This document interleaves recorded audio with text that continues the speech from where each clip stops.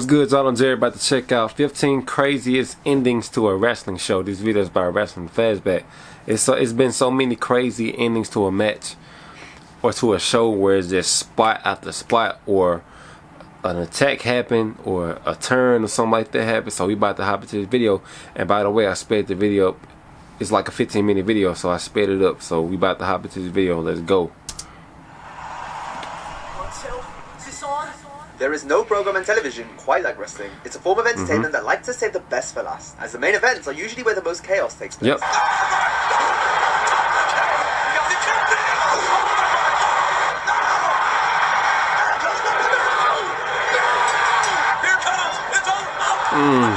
He's a piranha that could be our next world champion. Now I remember that. I hated Edge back in the day. The most insane ways episodes came to a close by looking at 15 crazy endings to a wrestling show. Ooh.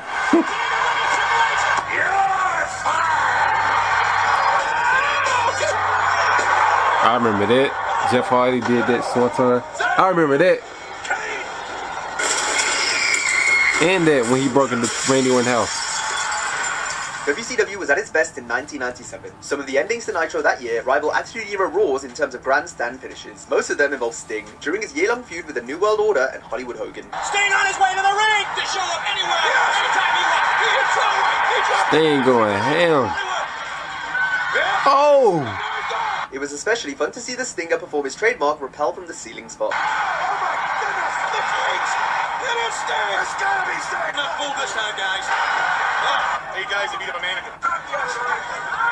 Oh! The most insane Nitro moments occurred on the June 9th show from '97, when Sting came to the rescue of Diamond Dallas Page, who'd been brawling with the NWO in the ring. Sting, while still fighting off other wrestlers, proceeded to hook up DDP to a harness and lift Page off into the sky. To my right, Sting has arrived. What's he doing? Sting's trying to revive him. He's still holding him off. Oh my goodness!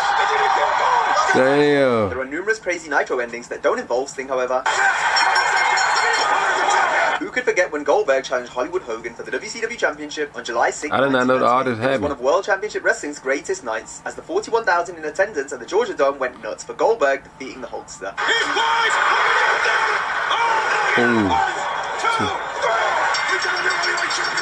Even though WWE's version of WCW as part of the Alliance faction in 2001 was lackluster, the storyline still featured some memorable segments. Yeah. Stone Cold coming down there and beating everybody's ass. The Rock came back.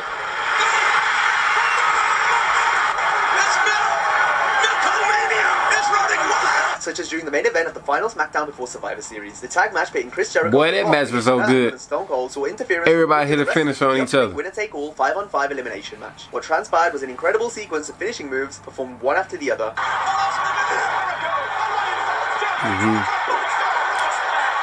That right there was the greatest ending to SmackDown.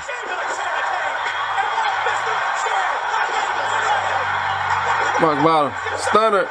It's no surprise this is commonly referred to as the best SmackDown ending ever. The Invasion storyline gave To us a this taste day. of what different brands battling against That's each been other over look 20 years something ago. that would become more common in the years after the Raw and SmackDown rosters were split. I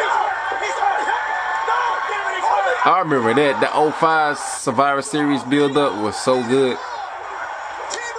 They did that brawl on the episode. That brawl on the episode of episode of Raw. Excuse me. From anybody! Hey, look!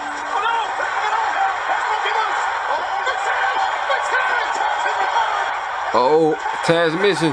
But we want to go back to the very first time Raw and SmackDown superstars clashed on television. It occurred during the 2004 Draft Lottery, when Triple H challenged Eddie Guerrero for the WWE Championship. The match ended prematurely after interference from Evolution led to SmackDown wrestlers making the save. This led to a mass brawl between wrestlers from both shows. Oh, they going at it. Resulting in a fun and chaotic end to the broadcast. Steve Austin. There's nothing like a spectacular wrestling return. There have been countless The Rock. returns that closed out shows.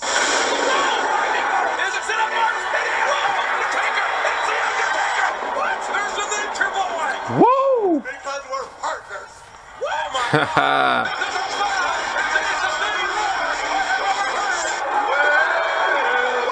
I remember that. The Big Show came back. He came back wrecking all type of hell. I remember when The Rock came back in 2011. Brock, The night after WrestleMania 28. I remember that. You can feel the disdain. Woo! We've settled on 2 for this list, starting with a build to WrestleMania 2000. The Rock took on The Big Show, where if the Great One was victorious, he would be added to WrestleMania's main event. But if the People's Champ lost, then we would never see The Rock again. Special ref Shane McMahon was about to screw the Brahma Bull out of the match until a limo pulled up. Vince McMahon made his first appearance since the night following Armageddon 1999, after Stephanie had aligned with Triple H. Vince was out for blood. Ooh. He threw on Shane's ref shirt to help The Rock get the win. It was a trademark Attitude Era Raw grand finale. That's what's up. A month prior to Vince's comeback, there was another memorable return that happened after one of the all-time great Raw main events. Kane. The legendary 10-man tag in Dallas on February 7, 2000 was a fast-paced, all-action classic. Topped off by the return of the Big Red Machine. Kane was buffing. Hell. It was one of the many times Kane wreaked havoc to end a show. No.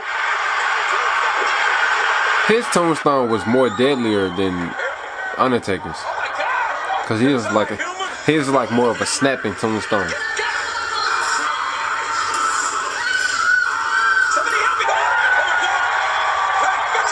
No. Ooh. Not the Linda. I remember that episode of Raw.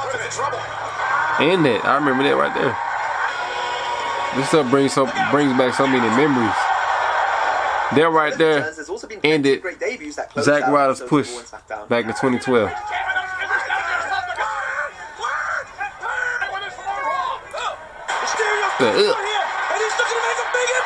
Right.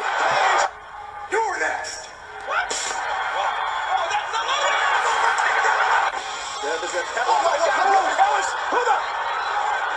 Mojo. But perhaps no debut on television sent shockwaves through WWE more than when the Nexus interrupted the main event of the June 7, 2010 Raw between John Cena and CM Punk. The faction, consisting of competitors from the first season of NXT, attacked anyone in sight and destroyed the ringside They area beat in a the way hell out of John Cena that night. Daniel Bryan actually got fired that night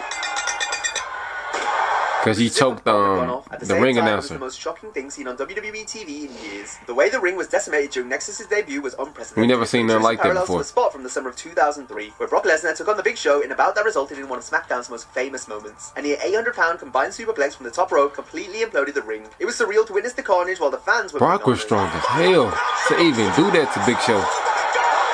To superplex him off the top rope.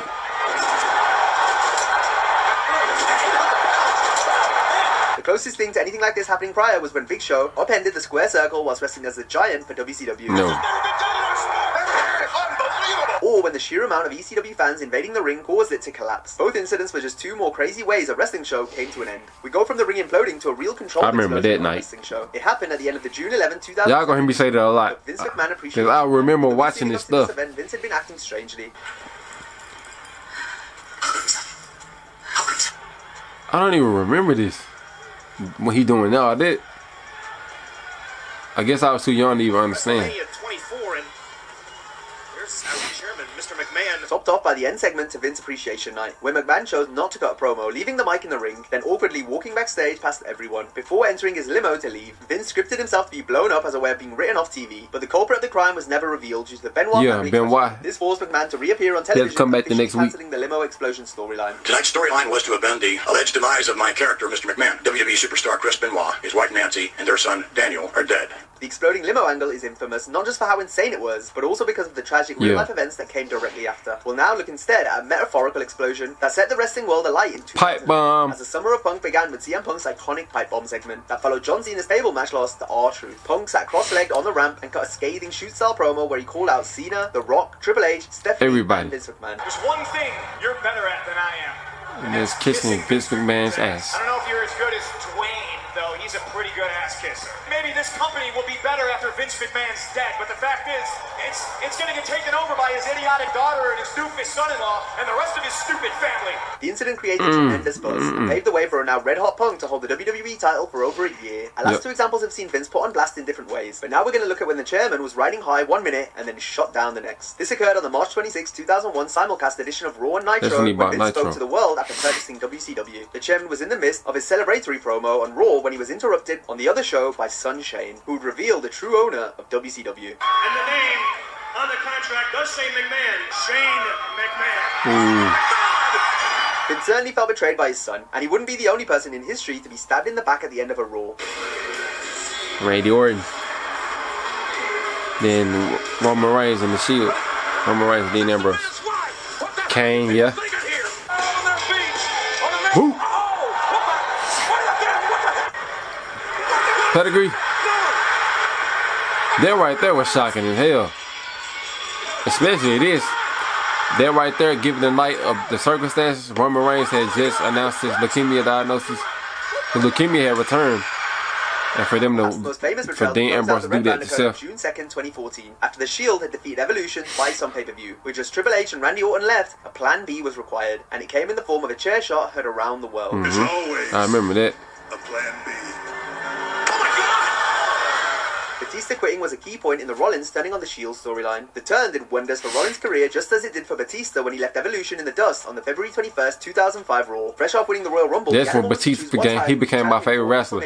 After that night. He wanted to challenge Triple H for the World Heavyweight title, creating one of the that night right there, Batista became my favorite wrestler. During the Ruthless Aggression era.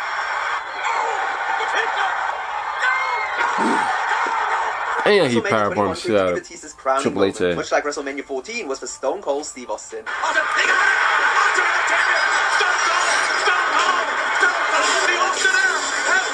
But you could argue Austin's face-off with Mike Tyson on the January 19, 1998 Raw was when the whole world first took note of Stone Cold, as Austin established himself as arguably the baddest motherfucker on the planet by getting in the face of the baddest man on the planet. So here's to you.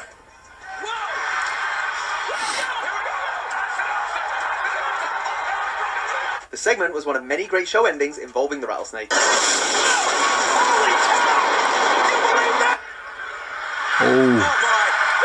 He pissed on himself. 316 says I just pissed my pants. Thank you. And I remember that night, he stunned every member of the McMahon family. Taking place on the January 4th, 1999 episode of Raw, as rivals Mankind and The Rock clashed with the title on the line. It was a trademark Attitude Era main event with all the belts and whistles, including a legendary run-in from Stone Cold.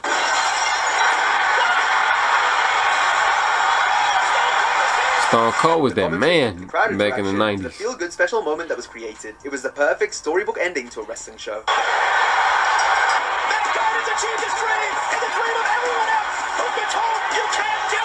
like to dedicate this match to my two little people at home and say, thank God you're dead!